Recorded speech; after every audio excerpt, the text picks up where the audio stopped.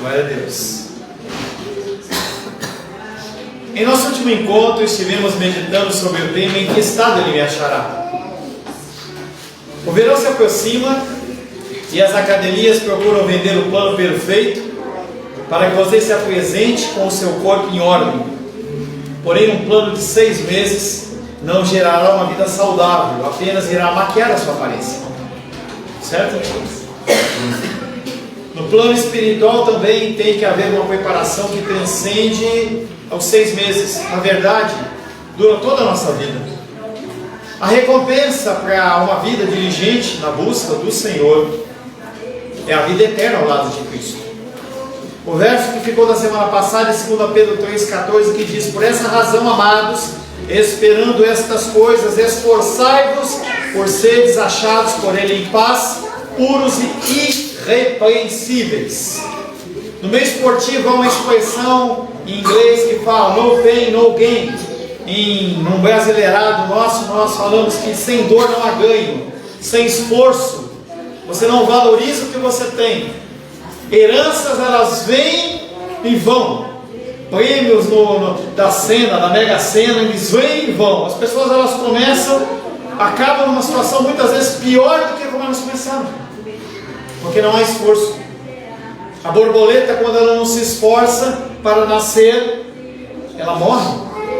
Está lá o nosso querido Miguel, que para sair ele fez força, e apesar de ter nascido de uma forma prematura, o parto normal fez com que ele respirasse mais forte. Mais uma vez, o que é natural se espelha naquilo que é sobrenatural. Pedro sabia que há necessidade do esforço, e por isso convoca os seus leitores, a mim e a você, a nos esforçarmos para a mudança. Dedicação é necessária. Você tem que se esforçar. O esforço é necessário. Todo trabalho é de Deus, mas nós temos a nossa responsabilidade. Quando da segunda vinda de Cristo, nós seremos achados em paz apenas a partir do nosso esforço. Deus espera que nós nos esforcemos. Cada dia que passa, as coisas cada vez complicam mais. E cada vez mais o que tem acontecido é que você está sendo forjado a ser um guerreiro da última hora. Nós vamos viver a última hora. Não sei se eu vou viver a última hora, mas tenho certeza que os menores vão viver a última hora. Cabe a nós trabalhar e ensinar, para que eles cresçam com bons exemplos, na estatura do varão perfeito. Nós temos toda uma geração de crianças vindo. A Rosane falou hoje: nossa igreja está se enchendo de crianças. Isso é algo para o futuro. Daqui a 5 anos, daqui a 6 anos, daqui a 10 anos, o que hoje é representado pelo Gabriel, Rafael e Luísa, vai ser pela Helena, que vai ser a mais velha das crianças. Entendeu? E aí nós vamos ter todas essas crianças prontas, entendeu? Mas prontas para o quê? Elas vão estar vivendo de que maneira? Será que nós vamos dar o exemplo para elas? A palavra de hoje tem como título: aceitem a verdade de Deus. Aceitem. Aceita que dói menos. Quero convidar você a abrir a palavra de Deus em 2 Pedro, capítulo 3.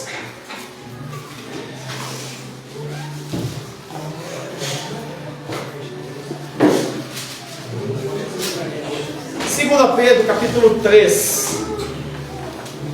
Por que ficar de pé diante da leitura da palavra? Porque eu mereço honra? Não. A palavra, ela tem que ser reverenciada. Quando nós lemos Deuteronômio, quando nós lemos Êxodo, a gente vê os sacerdotes fazendo a leitura das Escrituras e todos ficando de pé 2 horas, 3 horas, 4 horas, 5 horas, 6 horas, com criança no colo, independente, ninguém arredava o pé. E é algo que nós temos que fazer também. 2 Pedro, capítulo 3, versos 14 em diante.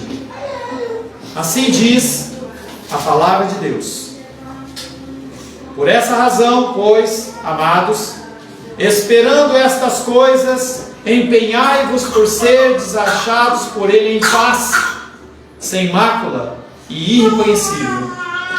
E tende por salvação a longanimidade do nosso Senhor, como igualmente o nosso amado irmão Paulo vos escreveu, segundo a sabedoria que lhe foi dada, ao falar acerca desses assuntos, como de fato costuma fazer em todas as suas epístolas, nas quais há certas coisas difíceis de entender, que os ignorantes e instáveis deturpam, como também deturpam as demais escrituras, para a própria destruição deles.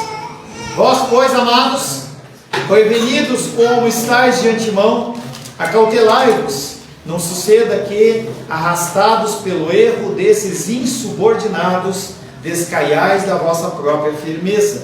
Antes, crescei na graça e no conhecimento do nosso Senhor e Salvador Jesus Cristo. A Ele a glória, tanto como no dia eterno. Amém. Senhor, te louvamos, te adoramos e bendizemos pela leitura da tua santa e bendita palavra. Palavra que é verdadeira, palavra que é mais cortante do que qualquer espada de dois gumes, capaz de dividir alma e espírito, juntas e medulas, Pai, e apta para discernir os propósitos do nosso coração, Deus. Queremos, Pai, mais uma vez clamar a Ti pela ação do Teu Espírito. Pedimos, Pai querido, que o Senhor fale conosco, que o Senhor abra o nosso entendimento e que nós possamos receber um recado santo para as nossas vidas. Peço, Pai querido, particularmente sobre a minha vida, que eu não venha envergonhar do Teu Evangelho, falando daquilo que procede do meu coração, mas daquilo que procede do Teu coração. Nos abençoa, pedimos em nome de Jesus. Amém. Podem se assentar em nome de Jesus.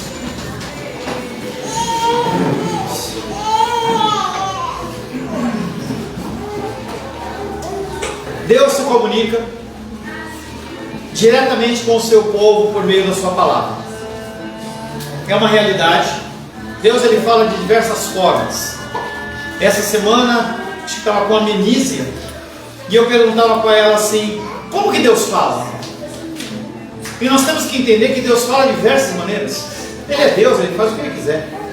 Ele já falou através da mula, falou através de um vento impetuoso lá em Pentecostes, falou como uma brisa suave com Elias na caverna após Elias derrotar os profetas de Baal,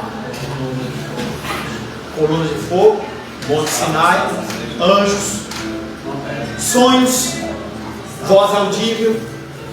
Mas ele fala primariamente através da sua palavra. Essa é a forma natural com que ele pediu, ou melhor, que ele decidiu que assim o fosse.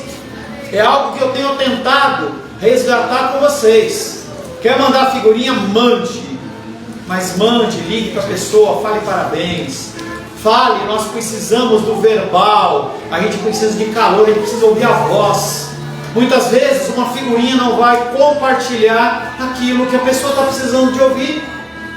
Então mandei mensagem para a Larissa, acompanhamos o parto, trocamos ideia, mas é diferente quando a gente vai junto e abraça. Quando você fala, Deus se comunica diretamente com o seu povo por meio da santa palavra.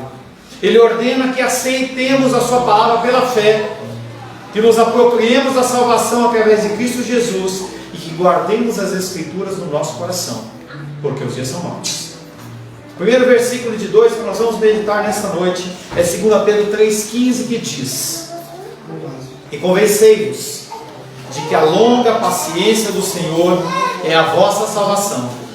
É nesse sentido que Paulo, nosso amado irmão, vos escreveu segundo a sabedoria que lhe foi dada.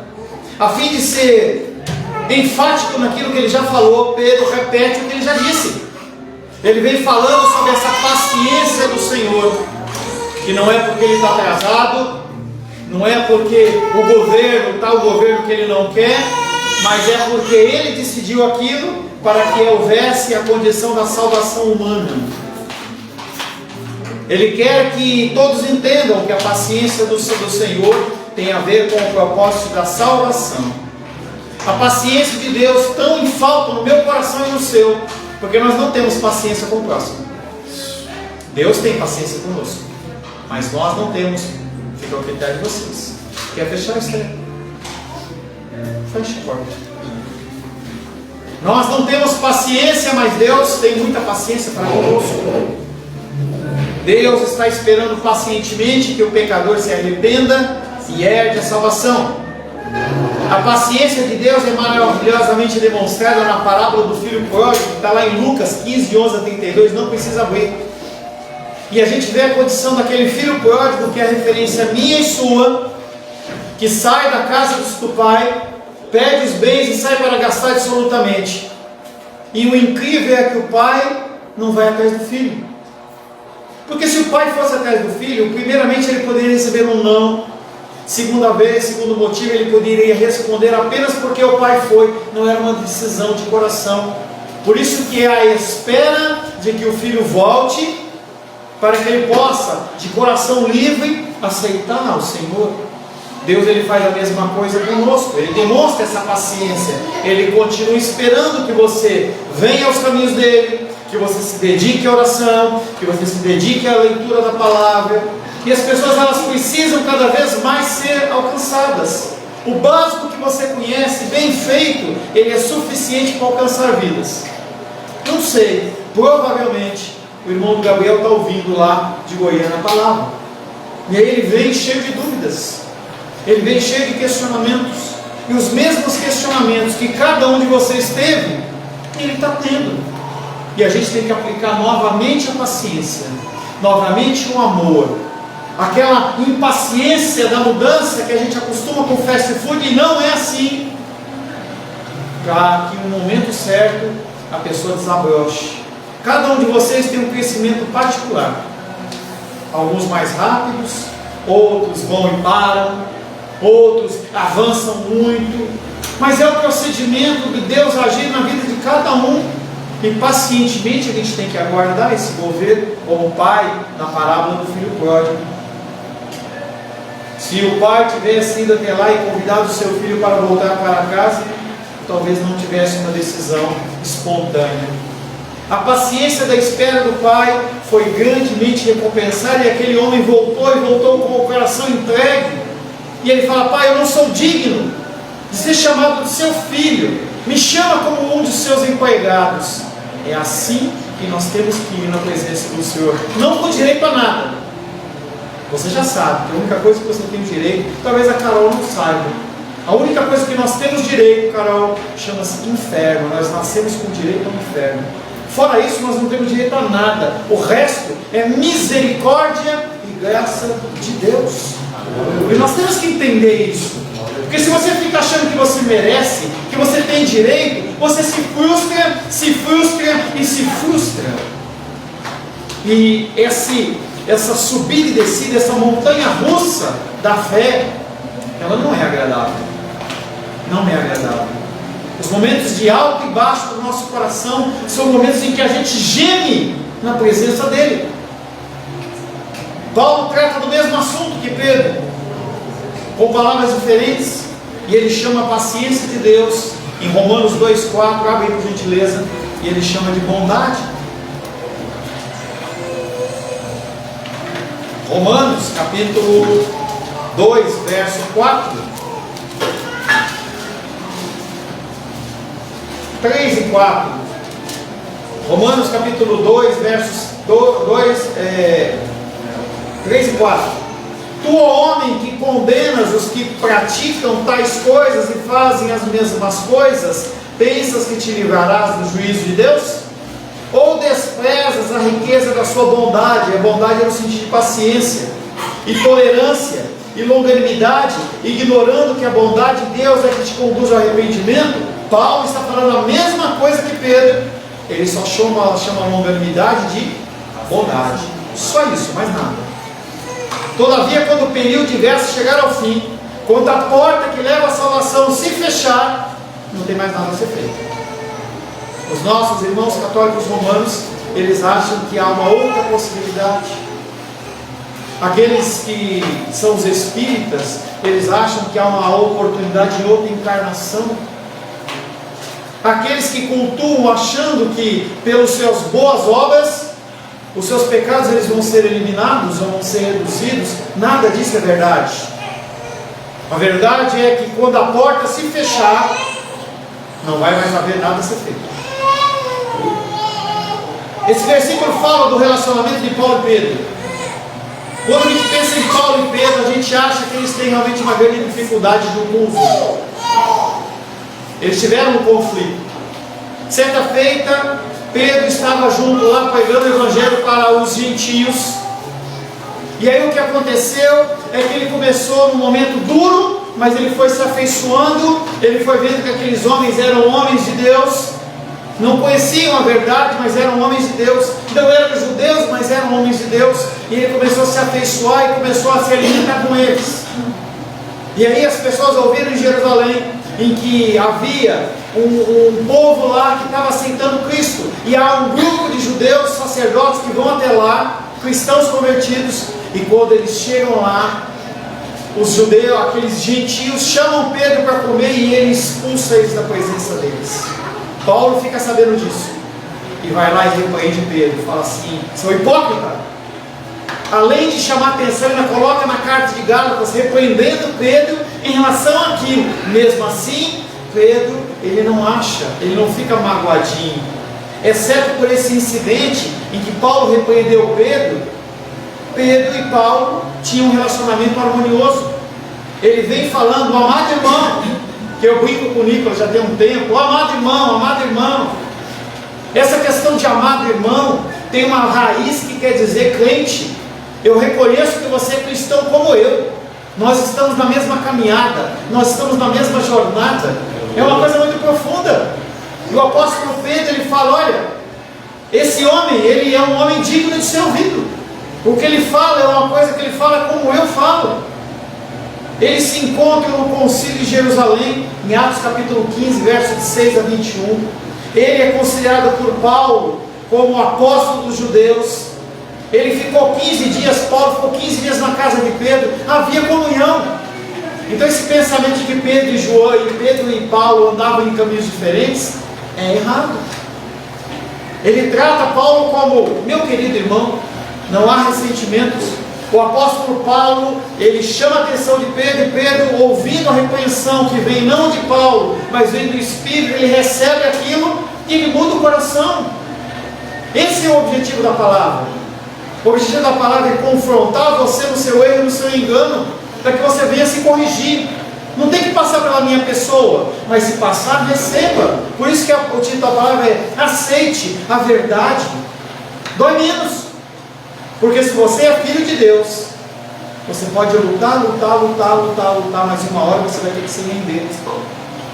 Você foi fisgado pelo anzol do Senhor. E por mais que você tente estourar a linha, essa linha não estoura. Esse anzol não quebra. Enquanto mais rápido você aceitar, mais fácil vai ser para você essa mudança e essa transformação. Nosso querido irmão Pedro não guarda ressentimentos para com Paulo pela correção que recebeu em Antioquia. Muitas pessoas, quando eu começo a fazer um discipulado, eles passam de um ódio para um amor muito rápido. Alguns casos e algumas situações em que as pessoas ouvem algum tipo de discurso da minha parte e a pessoa se sente tão incomodada com aquilo que ela chega ao ponto de blasfemar. Alunos meus, tinha uma aluna minha que uma vez eu comecei a falar do contexto dos animais e tal, e ela ficou extremamente ofendida. Quando eu fui dar uma aula de teologia, que ela entrou, ela viu que era eu, ela falou assim, quase ela voltou. Mas ela pensou: eu vou reprovar nessa matéria, eu vou ter que pagar, e eu ainda vou ter que fazer de novo, então eu vou assistir ele. E aí ela veio falar comigo: pastor, meu coração estava endurecido. A gente se endurece em relação à verdade da palavra, e hoje nós estamos vendo o que está acontecendo lá na Alemanha. Gente, isso vai chegar rapidinho aqui. Nosso Brasil, ele importa a podridão dos outros países, mas dia menos dia isso não vai estar aqui, de uma maneira aberta. As pessoas levantando as suas bandeiras e as pessoas aplaudindo, talvez candidatos políticos falando: olha, eu sou uma pessoa que defendo o sexo com os animais de uma maneira livre, e as pessoas vão aplaudir e vão eleger o cara. E nós vamos viver nesse meio. E você vai estar como para enfrentar essas coisas? O apóstolo Pedro não tem medo de admitir os seus próprios erros. Pedro considera Paulo um irmão amado. No Novo Testamento, conforme eu já disse, o termo irmão quer dizer um companheiro crente. Há um relacionamento entre Pedro e Paulo. E ele lembra que Paulo também escreve a mesma coisa que ele está falando. Olha, se vocês não acreditarem no que eu estou falando, vai para as Escrituras. A nossa irmã Diana, ela está começando uma pós-graduação, começou, né? De hermenêutica e exegese, uma questão de aprofundamento das Escrituras. E aí eu estava falando com ela hoje, ela estava com algumas dificuldades, e eu perguntei como ela estava. E ela falou assim: gostei, pastor Paulo, da escola bíblica dominical, vou fazer as minhas anotações. Eu falei: agora você tem que fazer mais, né? Porque você está estudando, né? Ela deu risada. Sabedoria dada por Deus. O que é falado que vem de Deus tem que ser ouvido. O que não é de Deus você tem que descartar. E conforme você vai aprendendo a palavra de Deus, cada vez mais o seu ouvido, ele começa a ficar esperto. Então quando eu vejo, por exemplo, o Gabriel, dentro do trabalho dele, é muito mais fácil para ele identificar uma nota desafinada talvez do que eu, porque ele já treinou o ouvido dele em relação a isso. Então pode ser que a gente ache que está tudo bem, e ele fala. É algo que, por exemplo, às vezes eu chamo a atenção na leitura. Eu vejo que uma leitura está faltando um cadenciamento de vírgula, de ponto, uma respiração. Talvez a pessoa fale assim: é normal. Não, não é normal. A leitura ela tem que ser pausada. Tudo tem procedimentos corretos. Se a palavra de Deus não vem de Deus, descarte. E se você não lê, se você não ora, se você não participa de cultos públicos em que a palavra de Deus é pregada, você vai ser envolta na mentira. Porque as pessoas falam o que nós queremos ouvir. É o natural. E quando as pessoas falam o que nós queremos ouvir, parece que elas ficam mais em alta conta para a gente. Nós temos acompanhado o caso da titia da Esther, que foi internada. E aí eu liguei para a Betânia hoje, falando com ela, e talvez eu falasse: olha, você devia ter realmente deixado mais tempo, você deveria ter segurado mais a onda, talvez fosse uma coisa que fosse mais de encontro ao coração dela, mas não era isso que ela precisava ouvir. E aí eu peguei uma palavra que a Raíla deu com muita sabedoria, ela falou comigo uma coisa que não foi de mim não, em que eu falei assim: Betânia, o que está acontecendo é que tanto você como seu irmão em especial estão vivendo um luto antecipado. E eu sei que Deus fala através da boca da Rayane, eu pego aquilo e transmiti. Mas não é uma coisa fácil de se ouvir. Mas se ela vem de Deus, a gente recebe. A gente que é cristão, a gente recebe. Porque a gente sabe que o nosso Deus está no controle. Pedro reconhece o dom espiritual que Paulo recebeu de Deus. Todos nós temos dons de Deus. Talvez você esteja com o seu dom enterrado, mas você tem um dom. Ele reconhece que esse dom de sabedoria lhe foi concedido pelo Espírito. Paulo entregou esse dom de modo consciente para escrever as suas cartas a igrejas e indivíduos, e alcança a mim e a você. Quando o apóstolo Paulo ele começa as suas epístolas, sempre ele defende o apostolado dele, não porque ele está defendendo a autoridade dele, mas pela palavra que vai ser pregada. Não importa o que eu falo, não importa o que você fala, desde que a palavra venha de Deus. Por isso que nós temos que ter uma vida de jejum e oração, de busca na direção do Senhor, porque senão quando a luta e a dificuldade vier, você não vai conseguir lidar com isso. Não há palavra que seja lançada sobre o seu colo, que venha trazer um avivamento em você, se você já não for uma terra fértil. Se você for uma terra seca, não tiver uma terra arada, eu jogar uma semente, essa semente ela morre no mau sentido, ela não dá fruto. É por isso que a gente vem domingo após domingo, tentando arar o teu terreno, para que a semente ela possa cair e ser fértil, e ela dá frutos.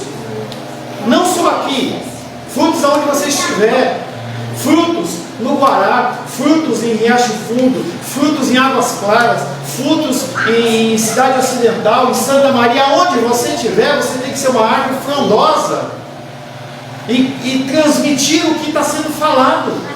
É para isso que nós existimos. Não é para você ficar engordando. Você tem que exteriorizar isso. 2 Pedro 3,16. Pedro continua falando de Paulo e diz: em todas as suas cartas ele trata desses temas. Que temas? Falsos profetas, segundo a vinda de Cristo, tudo que nós estamos falando aqui.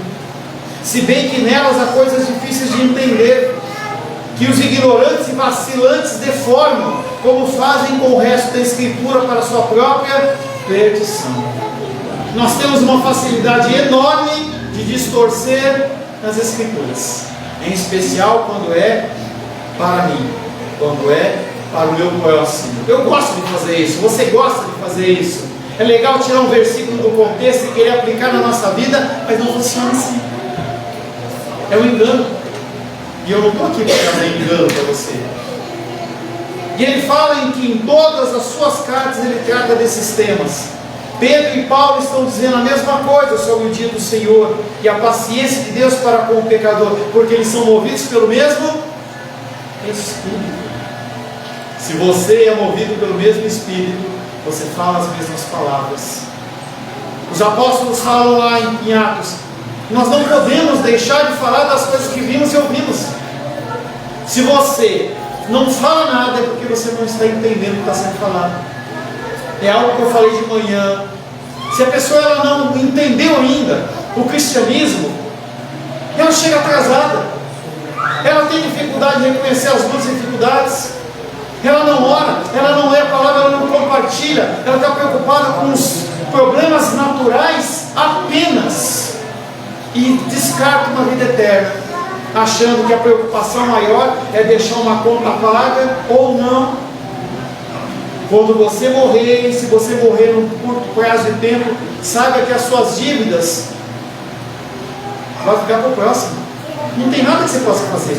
E às vezes você deixa de viver uma vida com alguém, de curtir um momento, apenas por causa de uma dívida. Essa semana, não, mais 15 dias atrás, tem um ministério que eu ajudo, dentro da coordenação, o Ministério de Libertação na área sexual. E aí o rapaz falou assim: pastor, eu estou fazendo 20 anos de casado.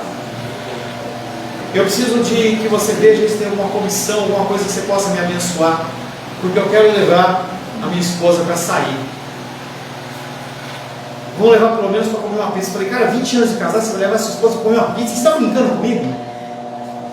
Ele ficou sem graça. E aí eu dei uma mexida lá, consegui um valor lá, consegui umas ofertas. Falei assim: olha, tô esse valor aqui, ó. Leva a tua esposa para jantar num lugar legal, hein? Ele falou: tá bom, pastor. No outro dia eu falei assim: e aí? Ele falou: você não sabe, pastor. Eu falei: o que foi? Ela pegou o dinheiro e comprou cortina, comprou a fronha pro negócio e comprou os tapetes que precisava. Eu falei assim: ela cometeu um grande engano. Esse dia de vocês nunca mais vai voltar. Nós achamos que o que fica, nós já falamos, hein? Nós achamos que o que vai ficar depois da destruição são prédios como esse, as lâmpadas, a cadeira, o meu celular, o gravador, a bateria. Isso não vai ficar, isso vai ser consumido. O que vai ficar é eu e você. O que vai ficar é a nossa lembrança, é o nosso amor, é a nossa convivência com o próximo. Nós temos que privilegiar esses momentos. Pedro e Paulo estão dizendo a mesma coisa sobre o dia do Senhor e sobre a paciência de Deus para com o pecador. Deus tem sido paciente para com você. Deus tem sido paciente para com você. Demais. Comigo também. O comentário de Pedro sobre todas as cartas, é claro que a gente não sabe a quantas cartas ele se refere. Haviam 13 cartas de Paulo que ele escreveu. Não importa. O apóstolo Paulo ele escreveu desde Romanos até a última carta, sempre com o mesmo pensamento, sempre através do mesmo Espírito, e não mudou a ideia. Quem muda a ideia somos nós. Nós estamos andando por um caminho e vamos para outro. A orientação do Espírito Santo é sempre a mesma. É sempre em direção à cruz, à cruz, à cruz. E ele fala que as cartas de Paulo têm algumas coisas que são difíceis de entender. E tem mesmo. Quando eu comecei a ouvir sobre o conceito da predestinação e eleição, isso foi uma bagunça na minha cabeça muito grande. Eu passei mais de 4 meses brigando com isso. 4 meses. E aí, certa feita, já contei essa história, o pastor ele falou assim: não existe pastorado feminino. Ele falou: esse cara está louco. Aí todas aquelas coisas, né? Deus sabe quem chama, Deus faz o que quer, e não sei o que e tal. E a gente despreza o que tem instrução na palavra. E quando eu falei com a minha esposa, a resposta dela foi: eu sabia. Eu falei: você está louca? Você está louca? A palavra de Deus fala, as muitas palavras se deixou tonta, bêbada. E aí você vê que o Senhor ele vai trabalhando, e eu vi isso na vida de cada um de vocês. conforme a palavra vai sendo exposta, não é simplesmente porque eu estou usando linguagem persuasiva. Comecei uma semana e pouquinho atrás, aí eu falo com a Vânia, fala assim, pastor, eu fico assim, sem condição de discutir com você, de conversar, eu não quero que ela discuta comigo, eu quero que ela reflita e entenda. Eu não sou melhor, eu não sou mais sábio, eu não sou nada. A verdade do Senhor, ela tem que vir à tona, e é ela que tem que ficar gravada nos corações. Vai haver um momento que eu não estarei aqui, haverá outras pessoas, você estará em outro lugar, mas a verdade de Deus tem que ser gravada no teu coração. Mais do que uma tatuagem. A tatuagem você pode mudar, pode limpar, pode fazer alguma coisa, mas a palavra, quando é gravada no teu coração, ela não sai nunca mais. Ezequiel fala que essa palavra tem que estar escrita de tal forma que quando as pessoas passarem correndo, elas consigam ler. Eles têm que olhar para você e ver em você um cristão, uma pessoa que está disposta a sofrer em nome do Evangelho. Não sofrer em relação a si, mas sofrer em relação ao Evangelho. A palavra de Deus, em especial através do apóstolo Paulo, existem questões difíceis, e as pessoas usam isso para desvirtuar a palavra. O próprio Paulo está ciente que o conteúdo das suas cartas é difícil. 2 Coríntios 10:10, por favor. 2 Coríntios 10:10.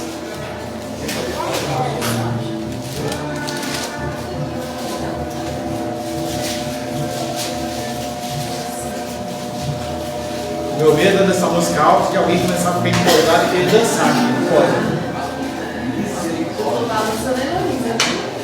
2 Coríntios, ele está lá só no.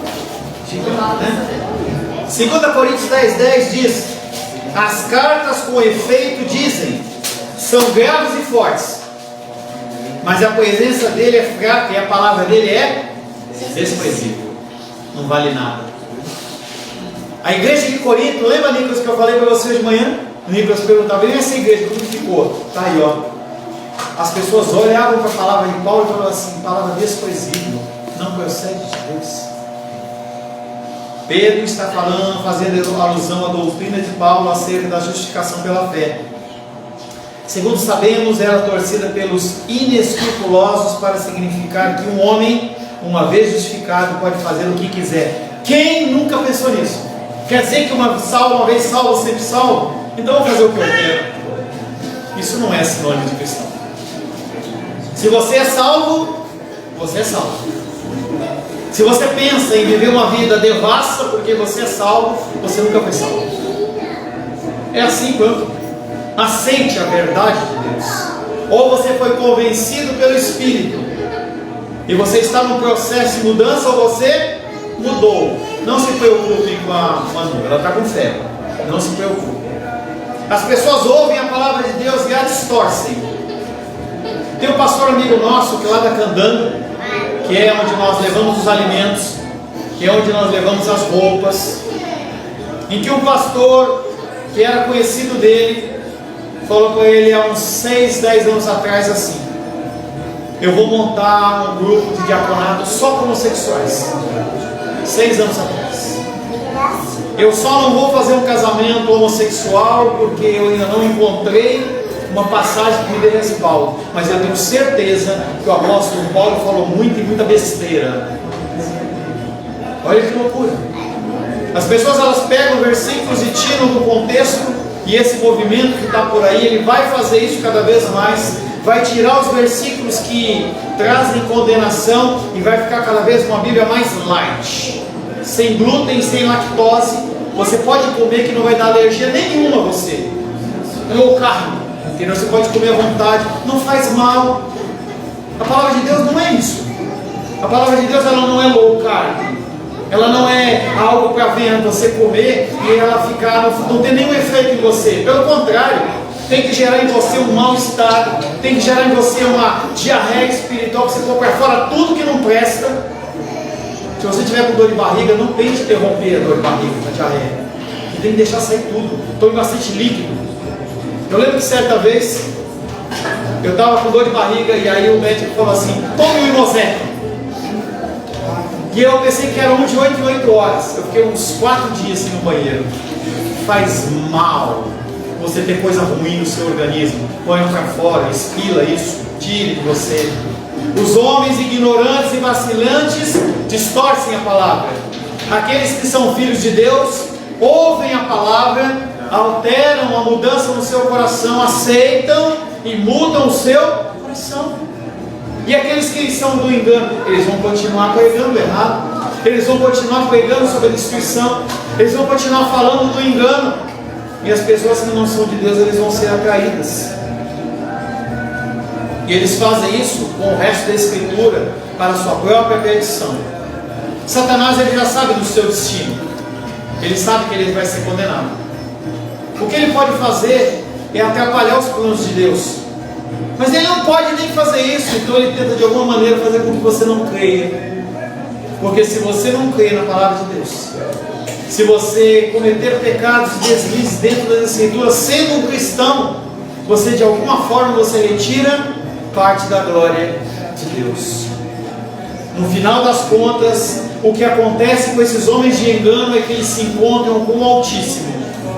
Lembra do exemplo que eu dei na semana passada do farol, em que o porta-aviões estava chegando e falava para o farol: sai do seu lugar, sai do seu lugar. E ele falou assim: eu não posso sair, eu estou na rocha.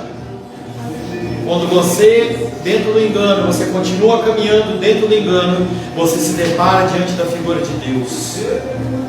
Dura coisa é cair nas mãos de Deus. Do ponto de vista do Novo Testamento, quando ele se refere a Escrituras, ele está falando sobre o Antigo Testamento, e é entendido como a palavra inspirada de Deus. Jesus e os apóstolos apelavam para a autoridade das Escrituras, usando com frequência a expressão: está escrito. Você não tem que falar do que não está escrito, você tem que falar apenas do que está escrito. Assim diz a palavra de Deus. Não porque você inventou ou tirou uma ideinha da sua cabeça ou do seu sonho, mas porque a palavra de Deus está dizendo, é ela que muda. Eu posso trazer aqui testemunhos, posso trazer um cantor gospel, isso não vai mudar nada na sua vida. Segunda-feira você vai se deparar novamente com o seu problema. Ou você tem a palavra ou você não tem a palavra, ou você é mudado, transformado, ou você não é. Pedro coloca as epístolas de Paulo no mesmo nível das Escrituras. Ele expressa não apenas a sua avaliação pessoal das cartas de Paulo, mas também a opinião de toda a comunidade cristã da época. E como que você atesta isso perante as pessoas? Você tem falado do amor de Deus? Ou você tem permitido que as pessoas continuem caminhando no engano sem falar nada? Você vai ser coberto disso. Nós temos obrigações, responsabilidades. Quando eu compartilho com vocês vídeos, quando eu compartilho com vocês pensamentos, devocionais, eu não estou buscando like para mim. Eu não estou buscando que você olhe para mim e fale assim: nossa, vamos levar o pastor Paulo para ele ser mais conhecido. Não, o meu objetivo é que você seja alimentado e você, dentro da sua rede, dentro do seu grupo de amigos, você possa compartilhar. É o mínimo que você tem que fazer. É o mínimo. Se você não faz nem isso, para que você está na igreja? Para que você está ouvindo a palavra de Deus se nem isso você faz? Estava lá com a Larissa e ela compartilhou comigo que uns malucos falaram para eles que eles inventaram essa conversa aí de sexo trocado só para o Gabriel receber mais curtidas. Cara, você imagina uma coisa dessa? Olha o nível da sociedade, das pessoas. As pessoas estão pensando nesse nível. Será que nós temos que entrar num tipo de pensamento como esse? Ou nós temos que fazer porque nós entendemos que a palavra pregada ela é verdadeira e ela tem que ser compartilhada, porque pessoas são salvas. Eu tenho quase 4.800 amigos no Facebook, a grande maioria eu não conheço, mas a pessoa entra e eu aceito, entra e eu aceito. Em algum momento ela ouve, em algum momento eu faço algum comentário, e você sabe que eu ando na rede social de cada um aqui. Quando um fala uma besteira, eu posto uma besteira, eu vou lá, entendeu? Eu falo assim: por que você está falando isso? Você acha que esse tipo de postagem tem a ver com um cristão? É isso que você está ouvindo na igreja quando eu prego? É isso que você tem entendido? Porque as redes sociais, elas são nada mais do que o espelho do que está no seu coração. Se tem palavrão, é isso que tem no seu coração. Se tem pornografia, é isso que tem no seu coração. se tem ira, se tem falta de paciência, o teu coração está cheio disso. E você acha que você vai ganhar alguma coisa com isso? Alguma pessoa com isso? Essa semana eu excluí 2 pessoas do meu Facebook. Uma porque estava lá, começou a postar umas pornografias, eu olhei e falei, e ela postava fotos de pornografia e fotos da filha dela. Eu fiquei querendo entender o que passa isso. Eu mandei uma mensagem e excluí. A outra, uma menina de 15 anos, com uma conversa meio besta, eu falei assim, você tem menos que a idade da minha filha, que conversa besta é essa? Excluí, falei, meu, vai se converter, vai orar, menina. Entendeu? As pessoas, elas não usam a rede social de uma forma sábia. Você tem usado? Ou só fica aquelas coisinhas, aquelas bobeirinhas? Gente, é a forma que a gente tem de evangelizar. O próprio Paulo diz aos seus leitores que está consciente da inspiração e de que as suas epístolas são revelação de Deus. Várias passagens, 1 Coríntios 2,10, 2 Coríntios 13,3, abre aí 1 Tessalonicenses 2,13. Pastor, eu não tenho tempo. Será que não tem mesmo? Será que você não consegue arquitetar o seu tempo dentro do seu dia para compartilhar um texto bíblico que foi compartilhado com você? Quanto tempo você perde para fazer isso? 1 Tessalonicenses 2,13. 2,13. Outra razão ainda temos nós para incessantemente dar graças a Deus, é que tendo vós recebido a palavra que de nós ouvistes, que é de Deus, acolhestes não como palavras de homens, e sim como em verdade é a palavra de Deus, a qual com efeito está operando eficazmente em vós, os que credes. Agora, como é que eles vão se converter se não há quem fale? Como é que eles vão se converter se não há quem pregue?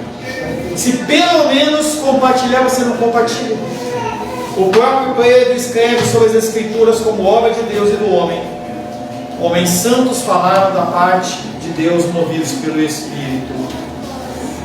Aceitem a verdade de Deus, propaguem a palavra de Deus, para que as pessoas sejam salvas. Eu copiei uma oração na internet do movimento puritano. Eu quero, não é minha essa oração, tá? Mas eu quero ler para você. Quero convidar você a baixar sua cabeça.